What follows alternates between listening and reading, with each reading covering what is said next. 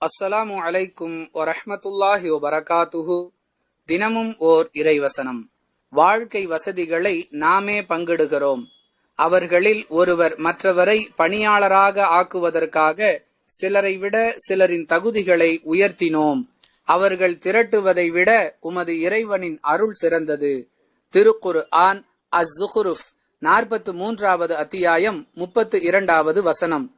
அன்புள்ள சகோதர சகோதரிகளே, சிலரை ஏழையாகவும் சிலரை பணக்காரராகவும் அல்லாஹ் ஏன் ஆக்குகிறான் என்ற கேள்விக்கான பதிலாக இவ்வசனம் அமைந்திருக்கின்றது.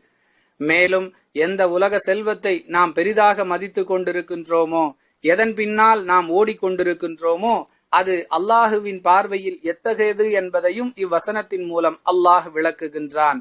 உலக சொத்து செல்வங்கள் தேவையில்லை என்று இஸ்லாம் சொல்லவில்லை. ஆனால் அவற்றையே நோக்கமாக கொண்டு நம்முடைய வாழ்க்கையின் பயணங்கள் அமைந்துவிடக் கூடாது என்பதைத்தான் போதிக்கின்றது. புரிந்து நடந்து கொள்வோம். வாஹிரு தஅவானா அனில் ஹம்துலில்லாஹி ரப்பில் ஆலமீன். அஸ்ஸலாமு அலைக்கும் வரஹ்மத்துல்லாஹி வபரகாத்துஹு.